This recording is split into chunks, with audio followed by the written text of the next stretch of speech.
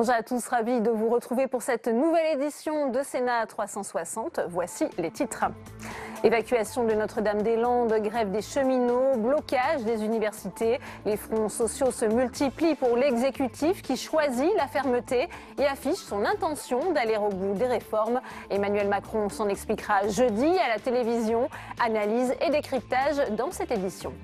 Une enquête choc s'inquiète de la radicalisation des jeunes et en particulier des jeunes musulmans. Deux sociologues se sont immergés pendant 3 ans dans les lycées français. Ils ont constaté avec effroi que seuls 68% d'entre eux condamnent totalement les attentats de Charlie et de l'Hypercacher. Le débat est à suivre. Le 4e plan autisme du gouvernement peine à convaincre. Doté de 340 millions d'euros sur 5 ans, il doit pourtant permettre d'améliorer la recherche, le dépistage et la prise en charge de l'autisme. On en parle avec notre invitée Sophie Cluzel, secrétaire d'État en charge des personnes handicapées. Et je vous rappelle que vous pouvez réagir à cette émission sur Twitter avec le hashtag Sénat 360. Pour m'accompagner cet après-midi pour les réactions des sénateurs à l'actualité aujourd'hui, Saveria Rojek en direct de la salle des conférences. Le multiplex, c'est tout de suite.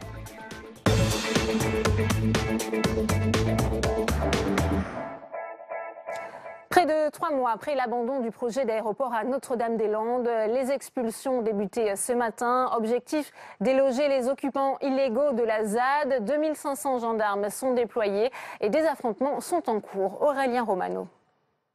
Les évacuations ont commencé tôt ce matin sur la départementale qui traverse la ZAD. 2500 gendarmes mobilisés face à quelques centaines de zadistes. Le but, démanteler une quarantaine de squats sur les 97 recensés, d'après la préfecture de Loire-Atlantique, qui a fait un premier bilan à la mi-journée. Les affrontements, c'était surtout au moment du contrôle des axes. Donc quand les gendarmes sont arrivés, à partir de 3 h du matin, ils étaient attendus par des barrages de pneus auxquels les zadistes ont mis le feu. Donc c'est très impressionnant, les images sont impressionnantes, mais après les axes ont été dégagés et on a pu travailler sur les squats, ce qui était l'objectif de cette première matinée. Une déclaration qui tranche avec les images postées par les zadistes sur les réseaux sociaux et celle du point presse improvisé au même moment que celui de la préfète. Aujourd'hui, on est vraiment pris par une émotion assez profonde, une colère assez profonde face à ce gâchis, face au fait qu'aujourd'hui, il n'y a plus de projet d'aéroport, mais que l'État s'enferme dans cette logique répressive. Une bataille de communication autour d'une opération de grande ampleur voulue par le gouvernement afin d'expulser les éléments dits radicaux, ceux qui n'ont pas déposé un projet agricole individuel. La distinction entre les différents groupes de zadistes se retrouve aussi dans les réactions politiques des anciens soutiens à la ZAD. Alors il y a un certain nombre de zadistes qui sont durs, il ne faut pas se voiler la face, mais j'aurais préféré quelques semaines de plus pour que finalement on libère totalement la zone et on pense la réoccupation ou le projet Notre-Dame-des-Landes agro-environnemental de manière apaisée. À l'inverse des ex-partisans de l'aéroport qui, tout en saluant l'opération d'évacuation, soulignent l'abandon du projet initial. Aujourd'hui, il reste un goût de cendre dans cette évacuation. Il vient du fait que les zadistes ont déjà gagné. Ils ont imposé à l'État leur loi, qui est la loi de la violence. La violence, grande inquiétude des autorités qui veulent absolument éviter un mort, comme lors de l'évacuation du barrage de Sivins en 2014. Et on retrouve Saveria Rojek pour une première réaction avec vous, Ronan Dantec, sénateur RDSE de Loire-Atlantique. Bonjour Ronan Dantec. Bonjour. Merci de répondre à notre question. L'évacuation qui est en cours, bien sûr, et qui s'accompagne, c'était attendu, de heures de violence. Est-ce que c'est dangereux, cette opération qui est toujours en cours, au moment où on parle ? Oui, je crois que c'est dangereux. On s'attendait à ce que, entre la frange la plus radicale des zadistes qui ont refusé aussi les propositions de la préfecture et les forces de l'ordre, il y a un moment... un peu de rapport de force. Ce qui m'inquiète à ce stade, c'est que j'ai l'impression que l'évacuation touche un périmètre beaucoup plus large que la frange la plus radicale qui refusait de rentrer dans une dimension de retour à l'état de droit qui est nécessaire. Donc moi j'appelle vraiment maintenant à ce que tout le monde se calme, qu'on arrête cette opération qui est en train, à mon avis, de dépasser le cadre qui était une opération de communication de l'État pour dire la force reste de notre côté. J'ai peur qu'effectivement ça joue un rôle plutôt négatif dans le fait d'aller vers une solution collective, pacifique, qui, à mon avis, était en train de germer, avec le fait que la frange la plus radicale des zadistes était en train aussi d'être marginalisée. J'ai peur que là, l'opération prenne une ampleur disproportionnée. On a bien compris, Ronan Dantec. Vous appelez donc là, aujourd'hui, cet après-midi, à ce que cesse l'opération d'évacuation en cours. Les zadistes, eux, qui sont chassés, promettent de revenir sans fin. Comment on fait pour maintenir l'état de droit? Comment on fait pour qu'ils ne reviennent pas? Certaines forces de gendarmerie ont donc vocation à rester sur place. J'ai l'impression qu'on revient en arrière. Moi, je trouve que l'État a d'abord pris la bonne décision pour revenir à l'état de droit, qui était d'abandonner le projet d'aéroport. Ensuite, il y a une deuxième décision qui était d'ouvrir à la régularisation d'un certain nombre de zadistes qui avaient des projets individuels, que j'ai aussi soutenus. Effectivement, certains zadistes refusent de rentrer dans ce cadre, mais je crois qu'il fallait laisser un peu de temps au temps. On est tous favorables au retour à l'état de droit, y compris les grandes associations anti-aéroports. Simplement, cette opération risque de retarder cet apaisement. Vous dites qu'il fallait les laisser du temps. Ils ont eu 3 mois pour évacuer. Alors le gouvernement, de son côté, dit on fait la distinction entre ceux qui ont un projet agricole et ceux qui n'en ont pas. Vous nous répondez faux. Pourquoi ils ne sont pas partis d'eux-mêmes, en fait, les zadistes, alors que ça fait 3 mois que l'aéroport a été abandonné? Je ne suis pas en situation de porter un jugement très précis sur ce qui est en train de se passer. Je crains effectivement que l'évacuation telle qu'elle se produise touche des endroits symboliques, y compris animés par des gens qui sont prêts à rentrer dans un projet et qui répondent plutôt positivement à la proposition de l'État. En tout cas, il y a un point extrêmement important qui n'est pas tranché aujourd'hui, qui est les mesures de protection du bocage de Notre-Dame-des-Landes, où là, il faut absolument que l'État dise comment il va protéger cette zone, parce que derrière, les projets agricoles ne seront pas les mêmes suivant le niveau de protection. Or, l'État n'a pas répondu à ce point, et c'est effectivement difficile d'avoir un projet global tant que l'État ne dit pas comment il va protéger ce territoire. Un dernier mot très rapidement, Ronan Dantec. Vous voyez souvent le ministre Nicolas Hulot. Est-ce que vous lui avez parlé de ce qu'il se passe en ce moment? Quelle est sa position là-dessus, sur cette évacuation?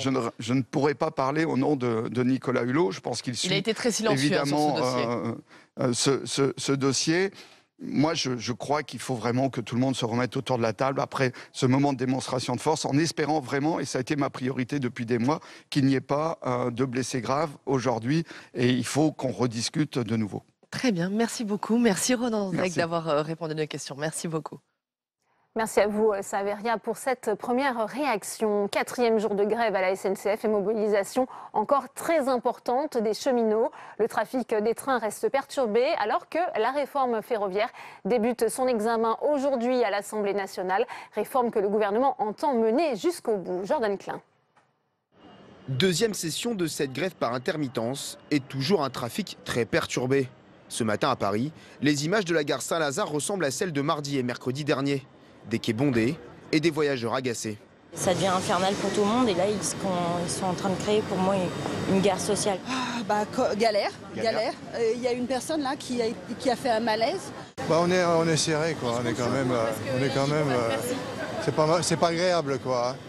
Le pourcentage de grévistes se maintient toujours à un niveau élevé, 75% chez les conducteurs, et la conséquence est directe sur le quotidien des voyageurs. Un TER sur 3, un TGV sur 5 ou encore un Intercité sur 6. Des chiffres qui pèsent lourd sur les finances du groupe ferroviaire. Quand il y a très peu de trains, comme aujourd'hui, c'est de l'ordre de 20 millions d'euros par jour. 20 millions d'euros par jour, c'est l'équivalent de 2 autorails neufs par jour. Combien la SNCF a perdu depuis le début de cette grève? Probablement une centaine de millions d'euros. Ouverture à la concurrence, réorganisation de l'entreprise ou fin du recrutement au statut de cheminot, voilà 3 points sur lesquels le gouvernement a promis de ne rien lâcher.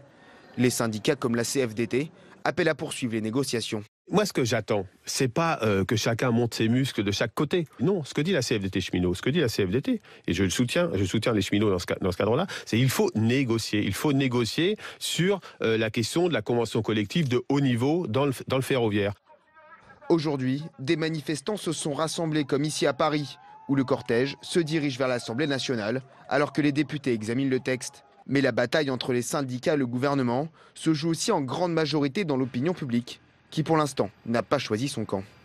Et on retourne à la salle des conférences pour une réaction à cette mobilisation des cheminots et cette fermeté affichée du gouvernement. Avec vous, Saveria Rojek, à vos côtés, Philippe Dominati, sénateur LR de Paris. Absolument, une fermeté affichée du gouvernement. Bonjour Philippe Dominati. Bonjour. Merci de répondre à nos questions. Nouvelle journée de grève, alors que la réforme, bien sûr, on vient de le voir, arrive à l'Assemblée. Une grève qui aurait déjà coûté une centaine de millions d'euros selon Guillaume Pépi, le patron de la SNCF. Que pensez-vous de la réponse du gouvernement jusque-là et de cette fermeté affichée ? Écoutez, la fermeté, elle s'exprime sur beaucoup de sujets à chaque fois. Maintenant, on va voir aux actes, parce qu'on nous parle de négociations parallèles.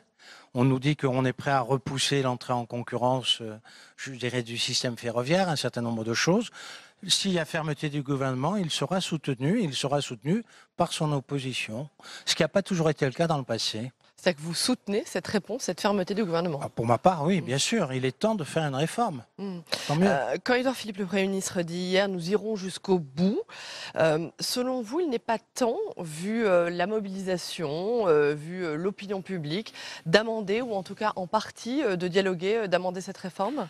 Non, il aurait fallu expliquer que la charge pour tous les concitoyens, c'est de 3,253 milliards par an pour une catégorie de personnel qui ne veut pas la réforme.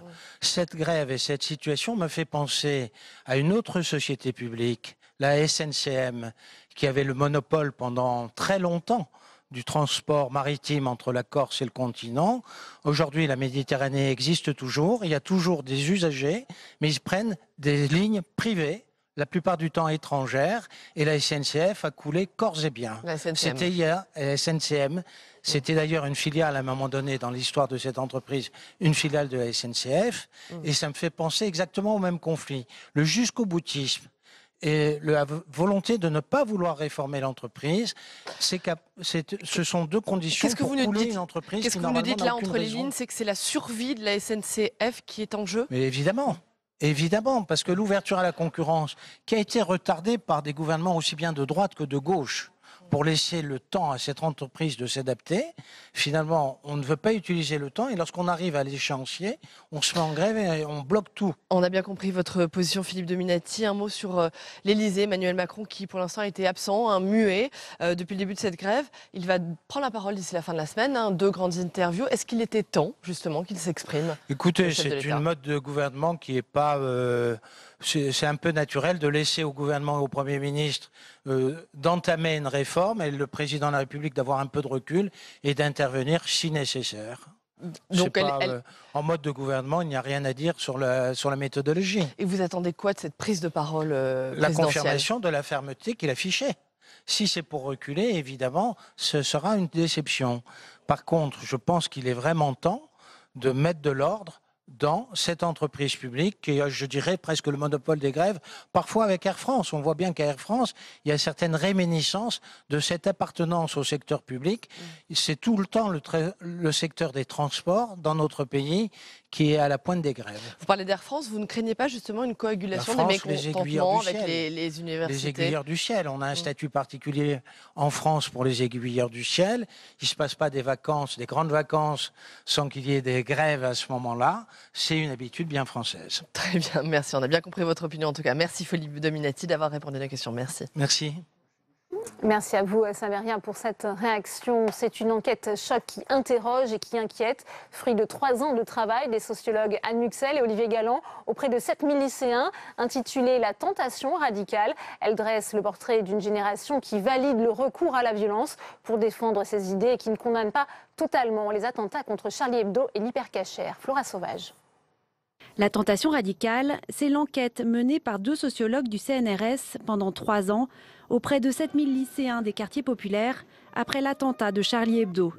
Dans leur étude, Anne Muxel et Olivier Galland révèlent que 80% des jeunes interrogés estiment que l'on ne peut pas se moquer des religions et que 68% d'entre eux pensent que les médias n'ont pas dit toute la vérité sur les attentats de 2015. On estime dans notre enquête qu'un bon tiers des jeunes musulmans adhèrent à cette conception absolutiste, c'est-à-dire une conception anti-relativiste de la religion. Il y a une seule vraie religion et une conception aussi où la religion doit dominer le monde séculier. Pour les auteurs de l'enquête, la radicalité religieuse concerne principalement les jeunes de confession musulmane. Une très grande majorité de ces jeunes musulmans pensent que la religion a raison contre la science dans l'explication de la création du monde. Voilà, donc une conception très éloignée de la société française et de l'histoire de la pensée française. Mais cet ouvrage est controversé dans la communauté scientifique. Il est considéré par certains comme un ouvrage à charge contre l'islam. Les auteurs de l'enquête dénoncent au contraire l'aveuglement de certains de leurs collègues.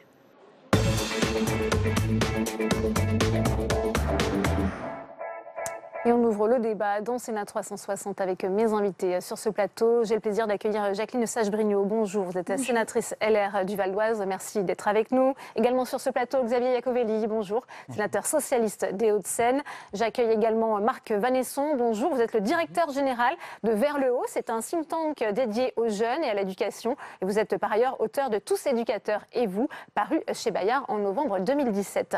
Sur ce plateau également, Muriel Domnac. Bonjour, merci d'être là. Vous êtes secrétaire général du comité interministériel pour la prévention de la délinquance et de la radicalisation. Ma première question est pour vous. Comment avez-vous reçu cette étude des sociologues Anne Muxel et Olivier Galland? On a reçu cette étude avec beaucoup d'intérêt. D'abord parce que pour mieux prévenir, il faut mieux comprendre. Et c'est évidemment l'un des axes du plan prévention de la radicalisation présenté par le Premier ministre le 23 février. On oriente d'autant mieux notre action qu'on comprend mieux le phénomène. Et puis, deuxièmement, beaucoup d'intérêt pour cette enquête parce qu'elle confirme, d'une part, la vulnérabilité des jeunes à un âge assez précoce et deuxièmement, la nécessité d'un effort particulier sur l'école. Et c'est la raison pour laquelle on a consacré dans ce plan 10 mesures sur 60 consacrées à l'école. Le ministre de l'Éducation nationale, Jean-Michel Blanquer, est très impliqué dans sa mise en œuvre. Jacqueline Eustache-Brignot, vous avez été surpris par les résultats de cette étude qui reste malgré tout controversée. On va y venir. Pas du tout. Pas du tout. D'ailleurs, je suis sénatrice, mais moi, j'ai enseigné pendant 25 ans dans un lycée professionnel à Argenteuil. Donc, je sais un petit peu de quoi on parle. Moi, je ne suis pas du tout surprise. Parce que, et vous avez raison de poser les choses, il est grand temps qu'on puisse avancer. Ce phénomène, il n'est pas nouveau. Il n'est pas nouveau, on l'a juste occulté et mis sous la table. Et nous étions très peu nombreux depuis des années à dire qu'il y avait urgence et qu'on laissait faire des choses. Pour moi, dans ce qu'on constate aujourd'hui, il y a 2 dates qu'on n'a pas voulu voir comme quelque chose qui basculait dans notre société. Les premiers signes de cette radicalisation, c'est 2001, les tours de New York. C'est là qu'on a entendu pour la première fois dans les lycées, les écoles, on a tué des juifs. Moi, je l'ai entendu dans mon lycée. Donc voilà, on va gagner, l'islam a montré que... C'est là qu'on a entendu les premiers signes. Pas aussi importants qu'aujourd'hui, mais on a commencé à les entendre en 2001. Puis après, en 2004, il a fallu quand même faire une loi pour interdire le voile à l'école. C'est pas neutre. Qui un jour, des gens de ma génération, aura imaginé qu'on doive faire une loi? Donc il y a eu ça, 2001, 2004. Pour moi, ce sont des dates qui ne sont pas n'importe quelle date. Puis après... on a laissé un petit peu les choses se faire, et c'est une responsabilité collective, je veux dire, voilà, c'est une responsabilité collective politique. C'est-à-dire que, voilà, c'est une responsabilité politique collective. On n'a pas voulu, pour certaines raisons sur lesquelles on reviendra, mais poser la réalité de ce qui est arrivé aujourd'hui. Les attentats de Charlie sont arrivés par là-dessus. En 2015, c'est vrai que, d'une manière générale, là, on s'est dit... on est arrivé à un point où là, ça va quand même commencer à se tendre et à devenir dramatique. Moi, personnellement, j'ai lutté contre l'islam radical dans la commune que je gérais jusqu'à récemment. Je n'ai été aidée par les services de l'État qu'à partir de 2015, comme par hasard. Parce qu'avant, on passait pour des méchants, alors qu'on avait comme objectif unique, nous ceux qui dénoncions cet islam radical, parce que parlons des choses, on ne parle pas d'autre chose, qui s'installait dans nos banlieues, dans nos quartiers, on n'avait qu'une envie, c'est de continuer à vivre comme on avait vécu jusqu'à présent, ensemble au-delà des religions. Sauf que la religion aujourd'hui, il y a un islam politique qui est toxique pour les enfants de ce pays, tous les enfants de ce pays. Xavier Iacovelli, est-ce que vous avez été surpris par cette adhésion à la radicalité religieuse et aussi à la violence qui ressort de cette étude ? Dans l'étude, il y a la radicalisation religieuse, mais il y a aussi la radicalisation politique. Et c'est un peu aussi ce qui ressort de ce rapport. Parce que c'est ça qui est intéressant, même si c'est inquiétant. Moi, je pense que, enfin, on a tous lu le dernier rapport, les derniers articles sur comment ça, les services de renseignement qui sont très inquiets, justement, de la montée de l'ultra-gauche et de l'ultra-droite. Alors, l'ultra-gauche, ça faisait quand même pas mal de temps qu'elle était surveillée. En tout cas, on l'avait bien centré. Par contre, l'ultra-droite, on voit de plus en plus de jeunes, justement, qui adhèrent à ces idées de l'ultra-droite. Donc, effectivement, il y a la radicalisation politique, principalement, on le voit dans cette étude, qui sont une radicalisation islamique. Et non pas de l'islam et non pas musulmane, parce que je pense qu'il faut bien faire la différence. Et puis il y a vraiment une radicalisation politique, et ça c'est aussi très inquiétant, parce que je pense que quand les deux sont liés, là on peut avoir vraiment des situations compliquées. Mais je rappelle quand même à Madame la sénatrice, effectivement, ça dépasse tous les clivages, ce genre de sujet, et je pense que l'unité nationale est indispensable sur ces questions-là. Mais c'est vrai qu'on a certainement pris du temps. On n'a pas voulu voir ce phénomène, on n'a pas, disait Jacqueline Eustache. Certainement pas. Oui, je pense qu'on n'était pas forcément habitués. On ne s'attendait pas à ce qu'il y ait cette situation-là. Mais on n'a pas attendu non plus les attentats du Bataclan et de Charlie pour avoir notamment un plan anti-djihad de Bernard Cazeneuve en 2014. Donc il y a quand même eu des éléments qui ont été mis en place sous Sarkozy, même si effectivement il y a eu les renseignements généraux qui ont été un peu démantelés. On a quand même eu des actions. Donc on ne peut pas dire que l'État français ne faisait rien. Oui, mais effectivement, on a certainement occulté un certain nombre de sujets importants. Peut-être je suis d'accord, rapidement, mais je suis d'accord. Sauf qu'il y avait des mots qu'on n'avait pas le droit de prononcer. Il y avait des phrases où c'était pas politiquement correct de les prononcer, il faut le dire. Et les élus de terrain ont aussi leur responsabilité. Parce que lutter contre la prise des quartiers par certains barbus, c'est la responsabilité des élus locaux aussi. Et moi, je suis très à l'aise avec ça, parce qu'il y en a de tous bords. Voilà, moi, je pars d'un principe que... Et je l'ai souvent dit, les élus ne sont pas à vendre. Quand je dis ça, c'est que nous ne devons pas vendre notre âme pour gagner des voix ou pour ne pas en perdre. Voilà, nous sommes des enfants de la République. Moi, je suis une petite fille de la République. L'ascenseur social de la République, il est pour tout le monde. Et donc, c'est à nous, les élus aussi, de dénoncer et de ne pas accepter l'inacceptable, y compris dans notre mode de fonctionnement d'élu. Mais dénoncer, mais proposer aussi, parce que je pense qu'en termes, là je pense que monsieur pourra en parler, mais il faut au niveau de l'éducation, justement, il y a quelque chose de très important, et notamment, moi je vois le Najat Vallaud-Belkacem qui avait travaillé, excusez-moi, sur les contrôles renforcés sur la scolarisation à domicile, parce qu'on voit bien qu'il y a aussi souvent un embrigadement à l'intérieur. On va y venir, si vous voulez bien, on va donner la parole à Marc Vanesson qui n'a pas encore parlé, allez-y. Non, c'est vrai que cette étude, effectivement, elle ne surprend pas ceux qui connaissent bien ces sujets et qui regardent. C'est vrai qu'on a eu une sorte d'occultation pendant des années, parce que on n'a pas vu que le religieux revenait dans les cours de récréation, devenait un sujet identitaire pour beaucoup de jeunes, parce que on avait été bercé par l'idée qu'on sortait de la religion, etc. Et puis là, hop, elle nous explose au visage avec des situations très conflictuelles, parce que souvent pas bien assimilées. C'est-à-dire que j'ai publié un texte il y a quelques temps en disant ces jeunes sont moins touchés par la radicalisation que par le déracinement. Ça ne veut pas dire qu'il n'y a pas une radicalisation et qu'il n'y a pas un islam radical, évidemment, mais c'est-à-dire que le symptôme de départ, c'est un déracinement des jeunes qui sont isolés, ont des problèmes culturels très très lourds à gérer. Et ce que j'aime à dire, c'est que les jeunes de 2018 ne sont pas nés plus violents ou plus bêtes que leurs aînés. S'il y a un problème, c'est d'abord la responsabilité des adultes, c'est une responsabilité éducative. C'est pas que la responsabilité de l'école d'ailleurs, et ça, si je peux me permettre, c'est un des champs sur lesquels il faut vraiment qu'on arrive à travailler aujourd'hui. C'est-à-dire que la réponse souvent en France, c'est de dire il faut que l'État s'en occupe, il faut que du coup, on attend beaucoup de l'école, et l'école toute seule, elle va pas y arriver. Donc il faut vraiment qu'on arrive à faire une alliance de tous les intervenants, de tous les adultes, des familles, pour faire face à ce défi, parce qu'on en a pour plusieurs années. Muriel Domnac, c'est inquiétant cette étude, puisque ça montre qu'il y a un terreau favorable auprès des plus jeunes, auprès de ces lycéens. Je rappelle que l'étude a été menée sur bien des adolescents âgés entre 14 et 17 ans. Oui, c'est très inquiétant parce que ça montre la prédisposition à la radicalité des jeunes, avec effectivement un facteur religieux, ni déni de la réalité d'un facteur religieux, ni panique face à l'islam radical. Il faut se mobiliser l'État, mobiliser au-delà de l'État, vous avez raison monsieur, les élus locaux, comme disait Madame la sénatrice, ils sont en première ligne. Ça veut dire qu'ils ont beaucoup à attendre de l'État, mais le corps social a beaucoup à attendre d'eux également, en termes de mobilisation des capteurs qu'ils sont. Et puis, aux côtés de la communauté éducative, évidemment, les collectivités territoriales ont beaucoup à faire pour le périscolaire, parce qu'il n'y a pas que l'école.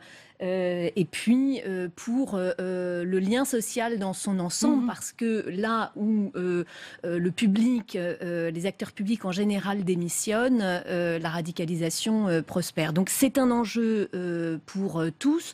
Le plan Prévenir pour protéger que le Premier ministre a présenté le 23 février est un plan de mobilisation qui va au-delà de l'État, en insistant aussi, et je voudrais simplement vous proposer une réflexion sur ce plan, sur ce qu'il y a de nouveau dans cette génération, c'est qu'elle construit son rapport au monde dans Internet, les réseaux sociaux, et une propension au conspirationnisme qui est plus forte quand on est plus jeune.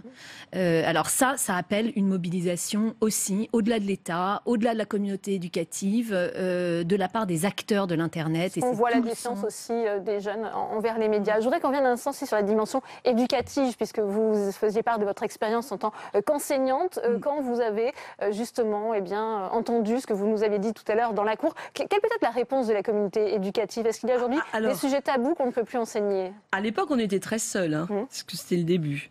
Donc moi, à titre personnel, en tant qu'enseignante, évidemment, j'ai réexpliqué le fond, la forme, et voilà, parce que c'était, en plus, voilà, c'est extrêmement choquant. Voilà. Le problème, c'est que à chaque fois qu'il y avait ce type de problème, dans ces années-là, chacun était un peu dans son coin. C'était la réalité.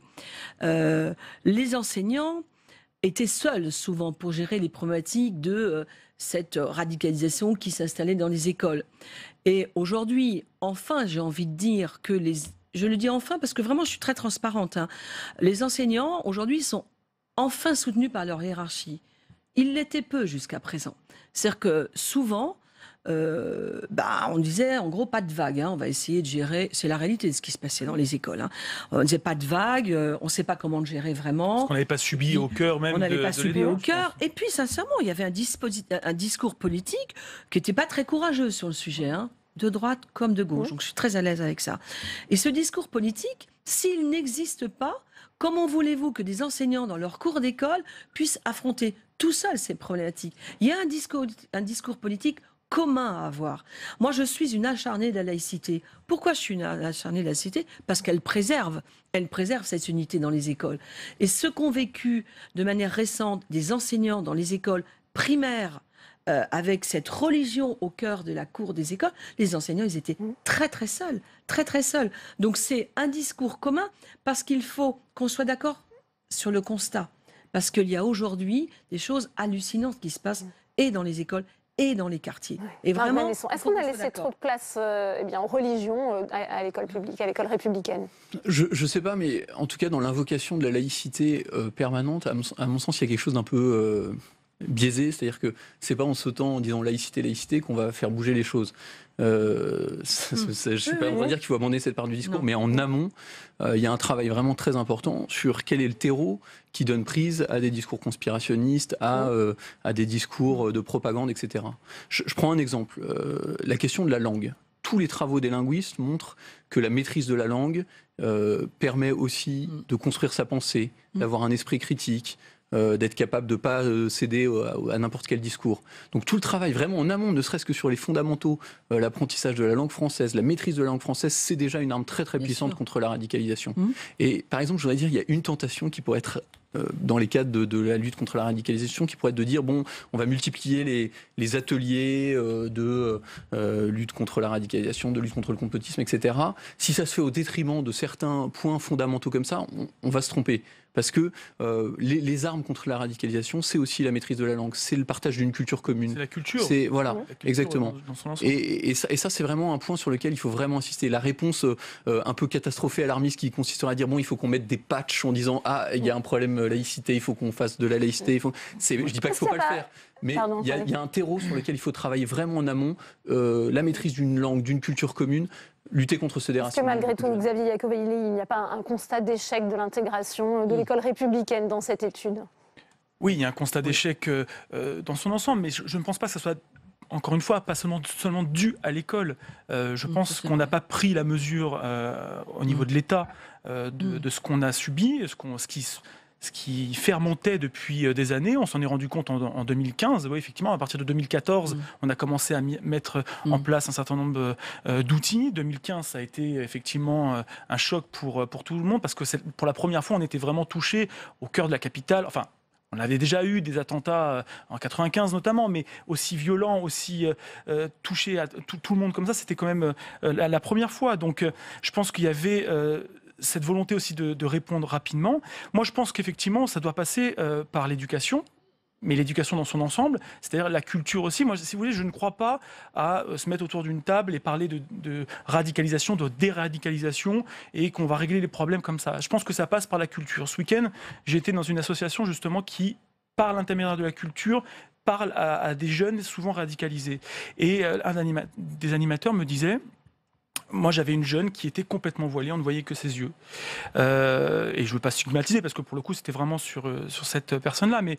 Et en l'occurrence, au bout de 6 mois, elle a un simple foulard sur la tête, ça c'est son choix, et elle lit des passages du livre d'Anne Frank. Bon, je pense qu'il y a une progression, et c'est par la culture que c'est passé, c'est par le sport. Donc je pense qu'il n'y a pas seulement par des... On voit bien d'ailleurs les centres de rétention pour jeunes radicalisés. C'est un constat d'échec, on l'a vu au précédent gouvernement d'ailleurs. Donc je pense que ça doit passer par tout le monde éducatif, culturel, associatif. Il faut que tout le monde soit, et bien sûr politique, mais ça c'est une évidence, mais il faut que tout le monde soit autour de la table pour trouver les meilleures solutions. Muriel Domnac, vous évoquiez les mesures annoncées par le gouvernement en ce moment pour lutter contre la radicalisation. Vous luttez aussi contre la prévention de la délinquance. On sait qu'il n'y a pas de profil type des jeunes djihadistes. On ne sait pas non plus dans quelle mesure ils se radicalisent et ils passent à l'acte. Quelles sont justement les mesures du gouvernement pour lutter contre ça ? On avait beaucoup parlé de déradicalisation, comme si on pouvait déradicaliser un individu au sens de la déprogrammation et de la reprogrammation d'un logiciel défectueux. La déradicalisation, dans ce sens-là, ça ne fonctionne pas. Ça a suscité des espérances sans doute irréalistes. On se concentre sur la prévention avec effectivement les acteurs de terrain qui ont fait leurs preuves et qui connaissent les problématiques de rupture des jeunes, qui les amènent souvent à la délinquance, à la toxicomanie. Donc mobiliser les acteurs de terrain qui sont souvent moins glamour que des gourous autoproclamés, entre guillemets, de la déradicalisation, et puis travailler sur le désengagement. Donc le désengagement par la réaffiliation avec un projet d'insertion professionnelle, souvent familiale aussi, mais en se fixant des objectifs réalistes. Il s'agit de détourner du passage à la violence et pas de reprogrammer un être humain. Évidemment, on a besoin d'un contre-discours qui soit non seulement celui de l'État, mais aussi celui de la société civile, parce qu'elle a une gamme beaucoup plus vaste, la société civile, dans sa diversité, y compris sur un registre humoristique, y compris ceux qui se revendiquent comme musulmans, parce que c'est l'affaire de tous et qu'ils ont évidemment une voix à apporter. Encore une fois, pas de crispation. Je sais que l'étude a donné lieu à beaucoup de polémiques sur l'islam et on sait que notre pays est très friand des polémiques. Ni déni du facteur religieux, c'est le bon sens et étayé par les faits de voir qu'il y a un facteur religieux dans la radicalisation, mais pas de panique non plus face à l'islam, parce que évidemment ça crispe l'ensemble du corps social. Marc Vanesson. Non, c'est vrai que ce qui est intéressant dans cette étude, c'est que effectivement on sort d'une approche uniquement socio-économique, qui est souvent un des biais de nos études. Et c'est vrai que sur un autre sujet, par exemple la question du décrochage scolaire, quand on regarde les statistiques, on fait souvent des liens uniquement avec les questions socio-économiques. Alors ça a vraiment un impact et il faut qu'on tienne compte de ces facteurs. Intégrer aussi la dimension culturelle, c'est important si on veut vraiment accompagner les jeunes et permettre à chacun de réussir. Après, il y a un point quand même qui me paraît important, c'est que cette question de la radicalité, de la soif d'absolu de la jeunesse, elle est aussi normale et il ne faut pas non plus dramatiser. Il y a une très belle phrase de Bernanos qui dit par exemple que le jour où la jeunesse se refroidit, c'est l'ensemble du monde qui claque des dents. On a besoin aussi de cette fièvre de la jeunesse. Après, la question, c'est vers quoi on l'oriente, vers quoi elle se canalise. Et qu'est-ce qu'on lui propose aujourd'hui? C'est vrai qu'il y a une offre assez attractif pour une partie de la jeunesse en déshérence, en désespérance, incarnée par cet islam radical. Est-ce qu'on est capable de proposer aussi d'autres modèles d'absolu, d'engagement, parce que on ne combat pas le mal par le vide, on ne combat pas l'islam en disant uniquement laïcité, laïcité, au sens où la laïcité serait un vide. Et donc, moi j'ai été très marqué dans le discours du président de la République pour l'hommage au colonel Beltrame il y a quelques jours. Voilà, cette mise en exemple, alors c'est quelque chose de très fort, ce geste, ça s'adresse pas forcément à chacun de nous dans notre quotidien, mais cet appel aux jeunes en leur disant, à travers le service, à travers l'engagement pour les autres, bah, vous avez des voix. Et ça, il me semble que ça peut être un des points sur lesquels on pourrait travailler dans les mois à venir. Qu'est-ce qu'on peut proposer aux jeunes pour se donner, pour vivre des expériences d'amitié, de service, qui créent du lien, qui sortent des ghettos. Et là, il va falloir qu'on s'attaque à... Est-ce qu'il est encore temps, Jacqueline Eustache-Brinio, selon vous? Je ne suis pas aussi optimiste que les gens qui sont sur cette table, parce que d'abord, on ne peut pas parler de la France en général, parce que ces problèmes-là, ils ne sont pas partout identifiés de la même manière. En Ile-de-France, dans certaines grosses agglomérations, les problèmes sont plus difficiles et sont plus... Voilà. Vous allez au fin fond de certains petits villages, quand vous leur expliquez ce que voilà. Et là, on arrive sur la Donc, je veux dire, aujourd'hui, moi, je suis pas aussi optimiste que ça. Je suis d'une nature optimiste, mais je suis pas aussi optimiste que ça, parce que je pense que ça passera obligatoirement par des choses qui vont déplaire. Et si ça déplaît, tant pis. Parce qu'on n'a pas le choix aujourd'hui. Par exemple, je veux dire, quand on nous dit pas de panique, je vous l'accorde, pas de panique, parce que nous sommes des élus responsables et des hommes engagés responsables. Mais si, il y a panique à bord. Il y a quand même... Je voudrais juste finir pour ça. Il faut... D'abord, on accepte quoi dans ce pays? On accepte quoi? Et jusqu'où on va soutenir des travailleurs, des acteurs locaux qui sont malmenés dans leur profession, au nom de la religion, au nom de la violence, pour qu'on aille les soutenir jusqu'au bout. Donc, qu'est-ce qu'on accepte et qu'est-ce qu'on n'accepte plus? Est-ce qu'on continue à accepter que dans les hôpitaux, des hommes refusent que leurs femmes soient vues par des médecins hommes? Est-ce qu'on va continuer à accepter ça? Est-ce qu'on va continuer à accepter des revendications dans des écoles pour les cantines où tout le monde veut manger végétarien, on sait pourquoi? Est-ce qu'on va continuer? Est-ce qu'on accepte? Et c'est ça le problème. Si on veut remettre les choses un petit peu à plat, c'est jusqu'où on doit accepter. Et qu'est-ce qu'on doit accepter? Et qu'est-ce qu'on n'accepte plus? Et comment on fait pour ne plus les accepter, même si ça fâche, même si ça bouscule. Je pense que c'est l'intérêt, c'est l'unité de notre pays aujourd'hui qui est en cause. C'est pas des vues d'esprit politiciennes, c'est l'unité de ce pays. Et moi, j'ai pas envie que ce pays bascule. Voilà. Muriel Domnac, je vous donne une toute petite minute pour conclure ce débat, si vous le souhaitez. Vous êtes d'accord? Vous acquiescez? Mais absolument, pas de déni. C'est aussi la raison pour laquelle le plan Prévenir pour protéger prévoit d'étendre la détection, non seulement dans les établissements scolaires, formation pour apprentis, mais également dans le sport, parce que le sport est une cible de la radicalisation, dans l'entreprise et dans l'enseignement supérieur. Donc il faut avoir la lucidité, bien sûr, d'identifier les problèmes pour pouvoir mobiliser et prendre en charge à un stade le plus précoce possible, parce que c'est de ça qu'il s'agit quand on veut prévenir. Et puis vérifions aussi à qui on donne l'argent public.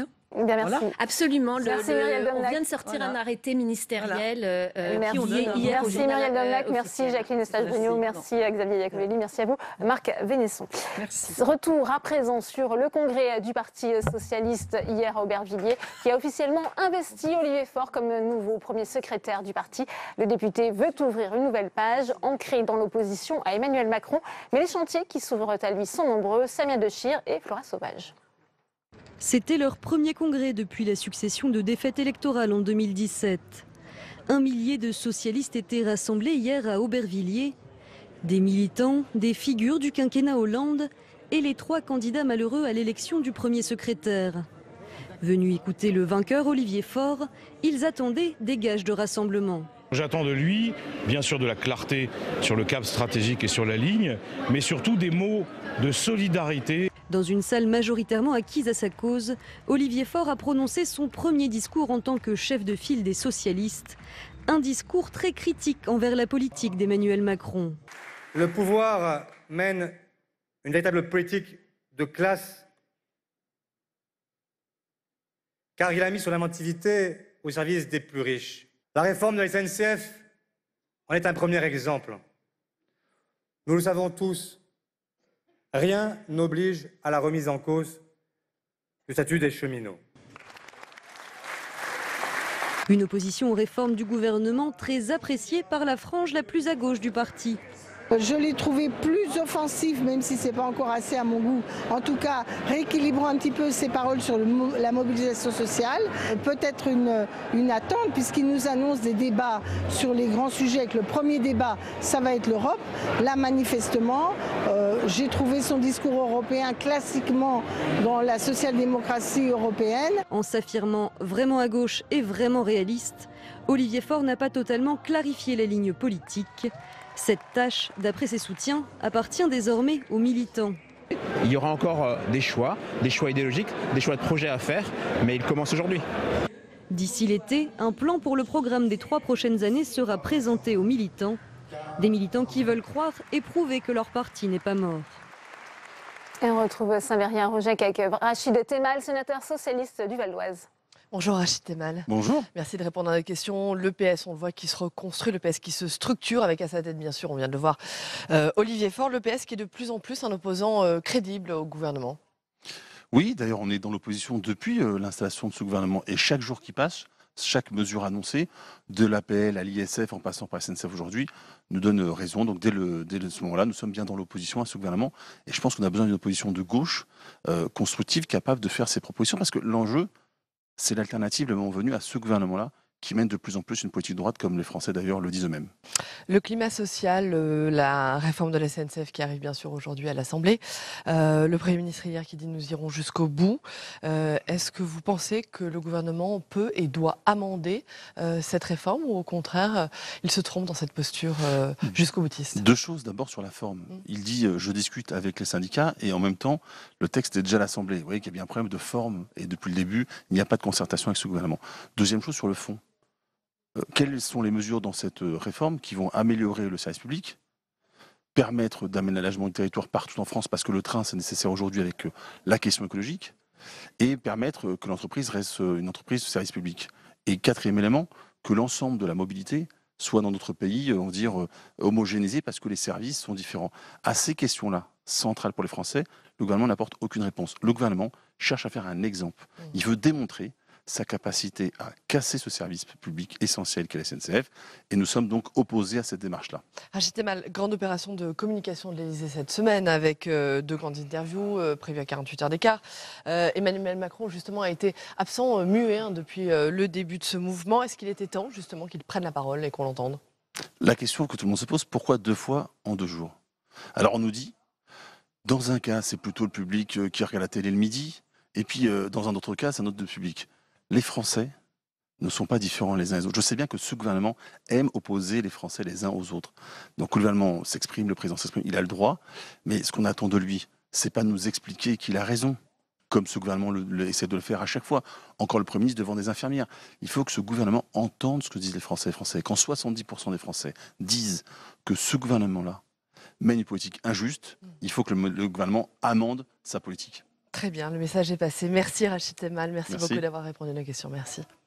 Merci à vous, Saint-Vérien. Je vous le disais en titre, le gouvernement a dévoilé son 4e plan en faveur de l'autisme. Il doit permettre une meilleure insertion professionnelle des personnes autistes. À Paris, le Café Joyeux vient d'ouvrir ses portes. Il emploie des serveurs autistes et trisomiques pour changer notamment le regard sur le handicap. Vous voyez ce reportage de Flora Sauvage.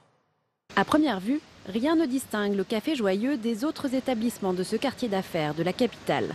Mais ici, on a choisi d'offrir une autre vision du handicap. Là-bas, il y avait des traces sur la table derrière, au fond. Ah, d'accord. Qu'ils soient trisomiques, autistes ou porteurs d'un trouble cognitif, Les 20 salariés travaillent au service ou en cuisine. Je t'appellerai si on fait la poubelle aujourd'hui. Peut-être qu'on la fera demain, la poubelle. Ok ?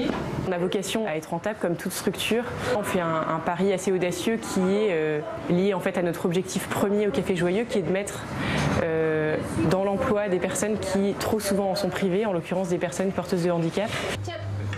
Garance fait partie des 3 encadrants qui veillent sur l'équipe. Ici, tout est fait maison et cuisiné sur place. J'adapte les mises en place que j'ai à faire en fonction des personnes que j'ai au moment de la journée. Donc par exemple, mon équipe du soir est plus autonome. Donc c'est vrai que je fais en sorte que la pâtisserie soit faite le soir. Le matin, Diana aide Garance en cuisine à préparer les sandwichs. J'adore la cuisine en fait. C'est ma passion. Pour Guillaume, victime de troubles autistiques, travailler au Café Joyeux est une chance. Je suis très content de travailler chez Joyeux. Et ça me permet de redémarrer dans la vie, quoi. 2 semaines après l'ouverture du café, les clients sont au rendez-vous. Je trouve que ça va être excellent par nature, parce que bon, on sait que les personnes atteintes d'un handicap, il faut aussi qu'ils aient une activité, et une activité quand même renouvelée, entre guillemets, quotidiennement. Alors que 35% des personnes porteurs de handicaps mentaux sont sans emploi, le Café Joyeux fait figure d'exception dans un monde du travail souvent frileux à l'idée d'embaucher des personnes autistes ou trisomiques. Et Sophie Cluzel, secrétaire d'État chargée des personnes handicapées, notre invitée. Elle répond aux questions de Tam Tranui. Le face-à-face, c'est tout de suite.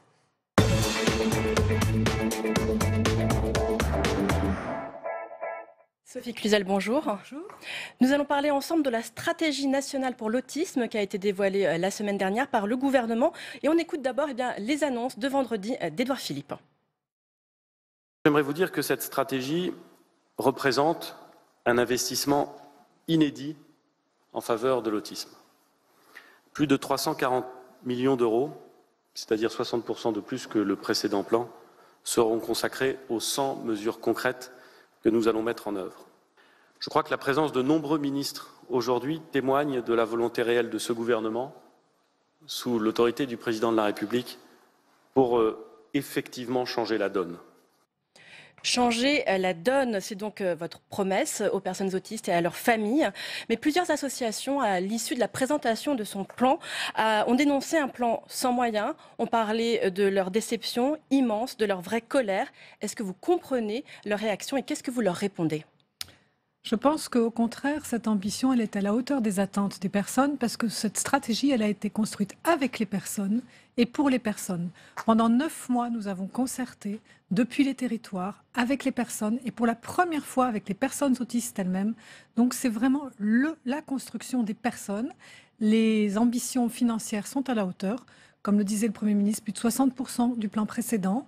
Donc je pense sincèrement que nous avons les réponses à la hauteur de leurs ambitions. Justement, pour replacer dans le contexte, ce 4e plan autisme dévoilé la semaine dernière, c'est donc 344 millions sur 5 ans. C'est beaucoup mieux que le précédent plan qui était lui doté de 205 millions d'euros.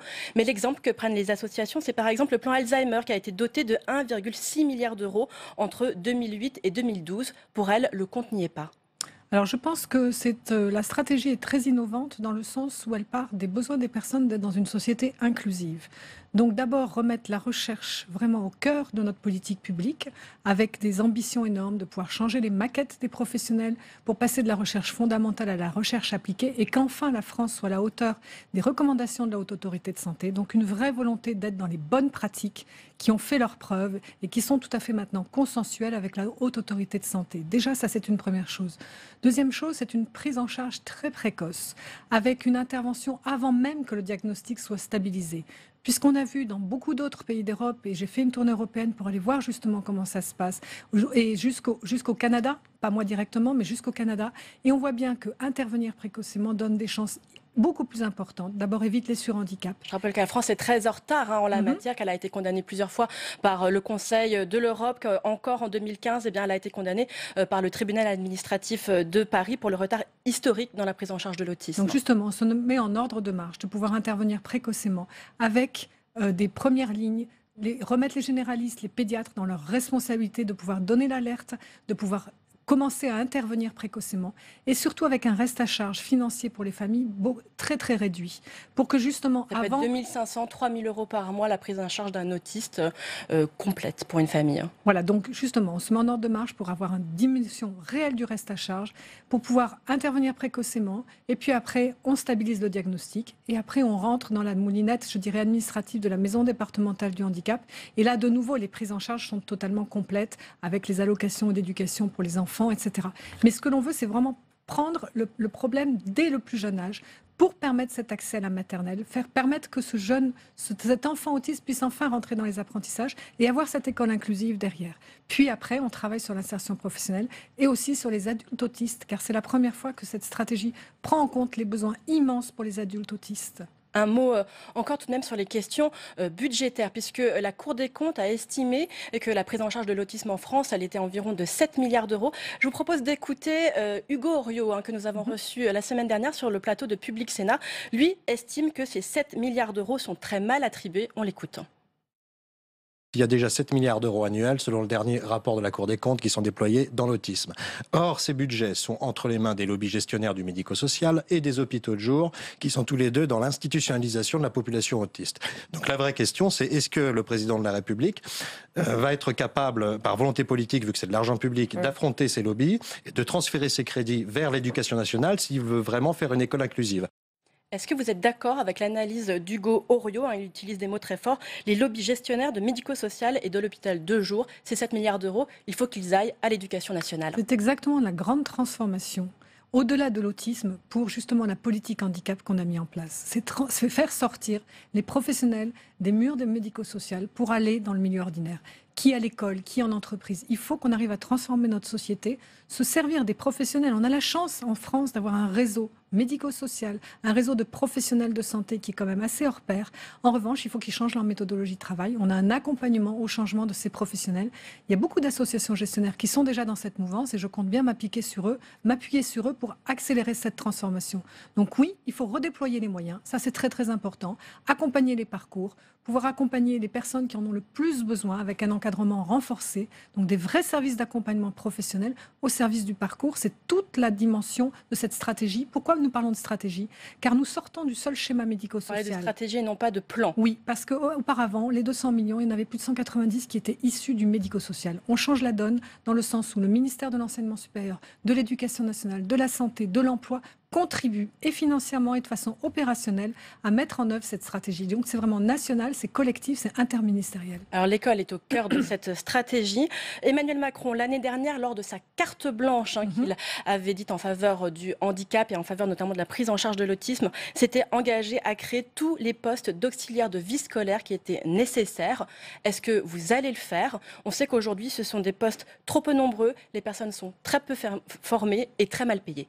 On accentue la professionnalisation des accompagnants d'élèves en situation de handicap, mais surtout, encore une fois, je le redis, on déplace le médico-social dans l'école. C'est une école inclusive de demain que l'on construit avec Jean-Michel Blanquer. C'est une université inclusive que l'on construit avec Frédéric Vidal, puisqu'on va faire des universités ASPI-friendly pour permettre justement aux autistes Asperger aussi d'accéder aux études supérieures en vue d'une meilleure insertion professionnelle. En France, on est un des seuls pays qui ne revendiquons pas ces compétences d'autistes Asperger dans les entreprises. Mais les autistes ne sont pas du tout que les Asperger. Bien sûr que non, c'est bien pour ça que nous avons plus d'un tiers de la stratégie nationale qui est consacrée aux adultes qui ne seront pas en capacité d'accéder à des études supérieures, mais en revanche qui ont le droit à un logement, à un vivre chez soi décent, à une prise en charge adaptée. Donc je dirais tout le spectre de l'autisme est accompagné dans cette stratégie nationale, du plus haut justement à ceux qui en ont le plus besoin d'être encadrés. C'est bien pour ça qu'on met le paquet sur l'école, avec des maternelles, avec les unités d'enseignement maternel qui sont presque 1 euro Éducation nationale, 6 euros du médico-social. Donc vous voyez bien qu'on intègre les moyens du médico-social dans l'école. Et après, nous avons l'insertion professionnelle, bien sûr, avec, comme vous l'avez très, très joliment illustré, le Café Joyeux, donner la place, toute sa place aux personnes handicapées dans le monde de l'emploi. Ça, c'est très important. Et j'en profite pour vous parler du Bio Day, le 26 avril. Et là, je vous propose de faire cette journée du duodé, c'est-à-dire travailler avec une personne handicapée pour que cette rencontre puisse se faire découvrir des nouveaux métiers. Rendez-vous est donc pris.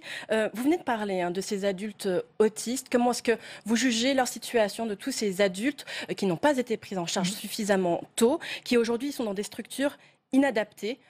Cela émeut quand même très peu de personnes. On parle beaucoup des enfants, mais vraiment trop peu des adultes aujourd'hui qui sont pour la plupart dans des hôpitaux. Vous avez raison.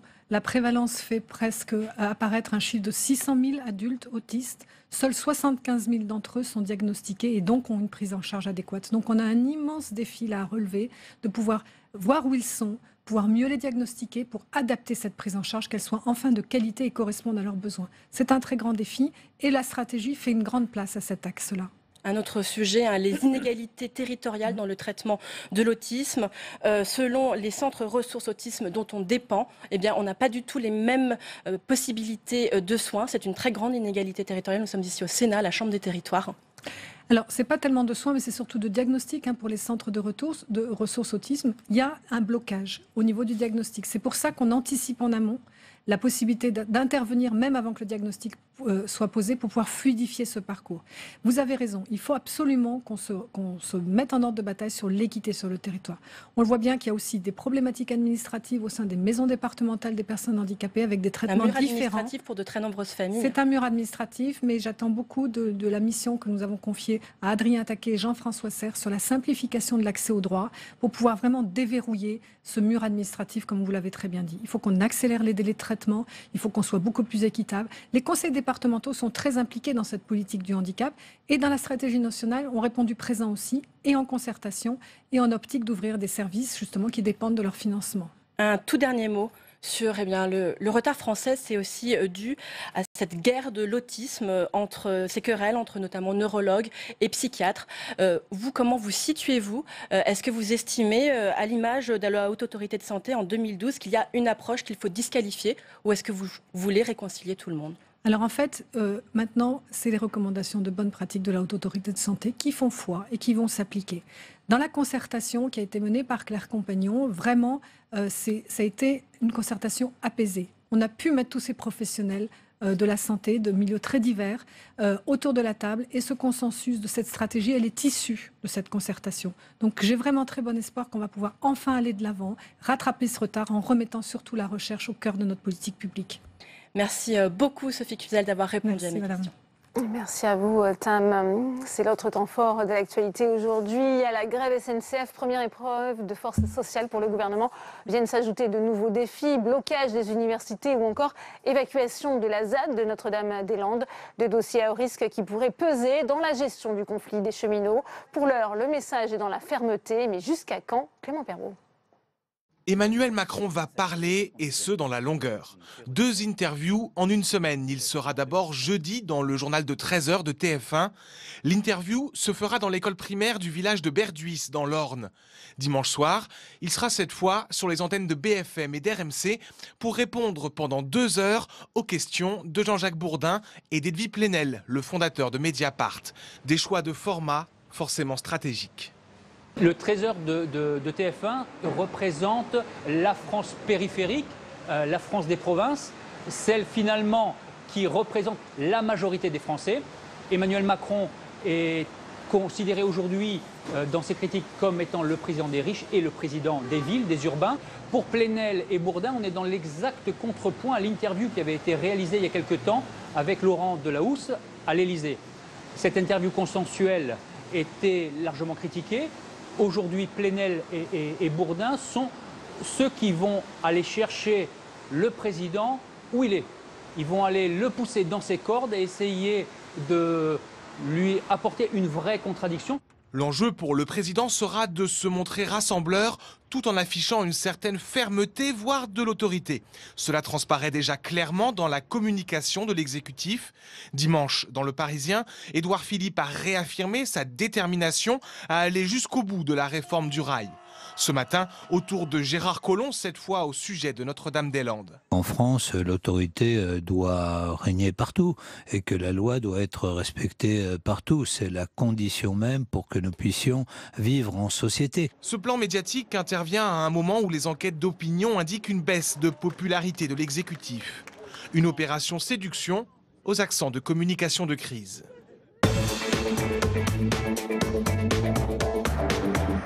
Et on ouvre le second débat de Sénat 360 avec mes invités sur ce plateau. Jannick Halimi, bonjour. Merci d'être avec nous, rédactrice en chef adjointe au service politique du journal Parisien. J'accueille également Florian Silnicki, bonjour. Vous êtes expert en stratégie de communication, fondateur de l'agence spécialisée en communication de crise, la Frenchcom. Merci d'être avec nous. Et puis Stéphane Vernet, bonjour. Vous êtes rédacteur en chef délégué, directeur de la rédaction parisienne de Ouest France. Première question pour vous, Stéphane Vernet, puisqu'on voit cette évacuation de Notre-Dame-des-Landes. C'est un dossier ultra sensible pour le gouvernement, car le moindre dérapage pourrait influencer, je le disais, la gestion des autres mouvements sociaux en cours. Oui, c'est-à-dire qu'on voit qu'aujourd'hui, les différents mouvements ont pour objet, alors consciemment ou inconsciemment, de se coaguler. On parle de convergence des luttes un peu partout. Sur le sujet de l'évacuation de la zone à défendre Notre-Dame-des-Landes, la ZAD, le danger, effectivement, c'est le spectre d'un nouveau Rémi Fraisse, c'est-à-dire un manifestant qui serait mortellement blessé, grièvement blessé. Moi, j'entendais le général de gendarmerie qui commande l'opération ce midi, qui disait que l'objectif pour eux, c'était qu'il n'y ait aucun blessé, ni dans les rangs des gendarmes mobiles, ni dans les rangs des manifestants. Mais en face d'eux, ils ont un petit nombre de gens qui sont parfaitement déterminés à créer des incidents, à blesser des gens, et qui sont tout à fait susceptibles de se blesser eux-mêmes. Donc effectivement, il y a un risque. Le calendrier était-il opportun pour le gouvernement de procéder à cette évacuation de la ZAD dès aujourd'hui, Florian Silnicki, alors qu'on est en plein mouvement social à la SNCF et que le blocage des universités continue ? Il n'y a pas de bon calendrier. Il est déjà trop tard, au fond, pour faire évacuer cette zone. Les Français, ils expriment dans toutes les études d'opinion leur ras-le-bol du maintien de cette situation et ils attendent des actes forts. Et là, Emmanuel Macron, comme d'ailleurs pour la suite de la réforme de la SNCF, il a besoin de mettre en scène son autorité pour mieux d'ailleurs apparaître comme très clivant par rapport à la présidence de François Hollande qui, elle, avait été jugée très faible. Jannick Halimi, c'est vrai qu'on va voir la une du Parisien dimanche avec le Premier ministre Édouard Philippe. Nous irons jusqu'au bout. C'est cette fermeté affichée du gouvernement. Est-ce que c'est la bonne stratégie, selon vous, justement, aujourd'hui, quand on voit cette accumulation des mécontentements ? Le gouvernement, d'abord, est convaincu de ce qu'il fait, et deux, il ne va pas faire marche arrière maintenant. On en est au 4e jour de grève. Son discours est de dire qu'effectivement, il est non seulement plus fort que François Hollande, mais il est également, même s'il ne le dit pas explicitement, beaucoup plus déterminé, beaucoup plus courageux que Alain Juppé il y a une vingtaine d'années. Il ne va pas reculer maintenant, alors que lui, il dit que sa méthode est en œuvre, est en marche, avec la discussion, les négociations ou la concertation avec les partenaires sociaux, Elisabeth Borne, la ministre du Transport, et puis à partir de tout à l'heure, là, de maintenant, il y a une heure environ, la discussion du projet de loi à l'Assemblée nationale, puis la semaine prochaine, je crois, au Sénat. Donc il n'est pas question pour eux, pour le gouvernement et pour l'exécutif et pour Emmanuel Macron, de faire une marche arrière quelconque aujourd'hui. Mais on va peut-être en parler, le fait qu'Emmanuel Macron, alors que ce n'était pas à l'agenda, sorte du bois, si je puis dire, et décide de parler, et combien de fois ? 2 fois dans la semaine, montre tout de même qu'il y a une prise de conscience que l'agenda et la réforme ne se passent pas aussi bien que, peut-être est-ce la référence dans l'esprit du gouvernement, les ordonnances travaillent au mois de septembre et au mois d'octobre dernier. Oui, ça traduit la fébrilité de l'exécutif sur tous ces dossiers, selon vous, Stéphane Vernet ? Cette prise de parole présidentielle, alors qu'il je ne sais pas comment il faut le voir. D'abord, on va l'écouter, on va voir ce qu'il a à dire aux Français. Et puis, moi, je me souviens de la période où les journalistes se plaignaient que le président avait une parole beaucoup trop rare, qu'il ne donnait pas d'interview, qu'il ne se montrait pas à la télévision, que tout ça était très dosé. Là, il fait 2 télés dans la même semaine et on est en train de dire que c'est trop. Donc, non, moi, je pense qu'il faut raison garder. Il se passe quelque chose dans le pays. On a un moment charnière. Il a la volonté de s'exprimer par rapport à ce qui est en train de se dérouler. Il faut l'écouter. Après, juste peut-être pour revenir sur la question des calendriers, le problème, c'est qu'en fait, les calendriers se télescopent. Et que sur la ZAD, par exemple, le discours, c'était de dire tout le monde doit tous les occupants qui n'ont pas de titre de propriété en bonne et due forme devront être partis à la fin de la trêve hivernale. Donc, ils devront être partis au 1er avril, en fait, ou au 30 mars. Et du coup, vous ne pouvez pas laisser la situation perdurer ou se dégrader. En fait, ils sont pris au piège de leurs propres promesses. C'est un gouvernement qui dit ce qu'il fait et qui fait ce qu'il dit, donc ils sont obligés d'intervenir. Mais effectivement, le calendrier est très mauvais, puisqu'on est dans une séquence sociale très forte. On sort d'attentats, d'un retour des attentats. Enfin, tout ça fait que ça donne l'impression d'une espèce de bouillonnement qui pourrait devenir assez facilement incontrôlable. On parlait aussi de la bataille de l'opinion. Florence Iniki nous indiquait qu'il y avait un soutien justement de l'opinion à l'exécutif pour l'évacuation de la ZAD. C'est aussi votre sentiment ? C'est-à-dire que moi, je pense que oui. Alors après, il faudrait vérifier quels sont l'état des sondages d'opinion. Mais si vous voulez, au sein même à Notre-Dame-des-Landes, il y a une partie des gens qui sont des agriculteurs, qui sont des propriétaires occupants, qui eux ont fait l'effort de régulariser leur situation et qui veulent rester, mener un nouveau projet agricole et qui s'entendent pas forcément avec les radicaux qui s'accrochent, qui veulent s'accrocher à tout prix et qui veulent rester à tout prix. Il y a des tensions entre eux et là, on voit bien qu'en fait, les gens qui font le coup de poing aujourd'hui, ceux qui veulent rester, ce sont des gens qui finalement desservent la cause ou qui n'ont aucun intérêt ou aucune réalité par rapport à cette cause. Eux, ils sont dans une stratégie du chaos. Mais c'est les mêmes qu'on voit défiler en tête de cortège ou des cousins très proches, qu'on voit défiler en tête de cortège des grandes manifs sociales, quelles qu'elles soient. Ce sont des gens c'est ce qu'on appelle les black blocs, on les appelle les autonomes, l'ultra-gauche, comme vous voulez, mais ce sont des groupes qui sont 100, 200, 300, qui défilent en tête de cortège, qui n'ont rien à voir avec les manifestants réguliers ou classiques qui sont là et qui, eux, ont une revendication à faire valoir, une cause à faire progresser. Eux, ils sont là pour casser. Parce que ce sont des gens qui sont aujourd'hui dans une stratégie du chaos. C'est ceux qu'on voit à l'image ici aujourd'hui. C'est ceux qu'on verra dans les prochaines, ceux qu'on a vus dans les manifs parisiennes, et on les reverra en fait. C'est ceux qui saccagent les vitrines et qui sont là pour faire le coup de poing avec la police. Florence Iniki, Emmanuel Macron est persuadé que la victoire, dans ce bras de fer, sera justement arbitrée par les Français. Pourtant, tout passage en force laisse forcément des traces. Bien sûr. Pour l'instant, Emmanuel Macron, il a au fond de la chance. Il n'y a pas de vraie coalition des contestations. Ils arrivent plutôt bien par leur communication à séquencer et à étanchéiser ces contestations. De plus, on a pour l'instant 56% des Français qui approuvent cette fermeté de l'autorité présidentielle face à cette opinion contestataire. Mais ça révèle quelque chose d'extrêmement intéressant. C'est le balancier permanent et au fond assez difficile à trouver en termes d'équilibre des stratégies différentes d'Emmanuel Macron entre sa prise de hauteur pour mieux contraster avec les présidences précédentes et sa volonté d'expliquer et de pédagogiser. On voit bien que malgré cette belle interview du Parisien, Emmanuel Macron, il a besoin de prendre la parole parce qu'il est le seul au fond à avoir le leadership et à pouvoir incarner et à convaincre les Français que ces réformes et les efforts demandés sont nécessaires. En l'état, une partie de l'opinion, et notamment les retraités, ont en travers de la gorge les 80 km/h et la CSG. Et c'est eux qui ont fait son élection. Il a donc besoin de les ramener à lui. Alors justement, avant de parler de son intervention de jeudi, je vous propose de réécouter Emmanuel Macron. Il s'était déjà exprimé sur le caractère impopulaire de ces réformes. C'était en janvier sur France 2. On écoute. Je pense qu'il faut faire ce qu'on a dit. Et il faut le faire le plus vite possible. Parce que s'il y a une crise démocratique, c'est une crise de l'efficacité. Les gens ne croient plus ce qu'on dit. Et donc, je sais une chose, c'est qu'il y a des choses dont je suis personnellement redevable. Et le système tient comme ça. Et donc, il faut l'accepter. Il faut accepter aussi la part d'impopularité qui va avec certaines réformes. Et quand on est impopulaire, il faut le mériter.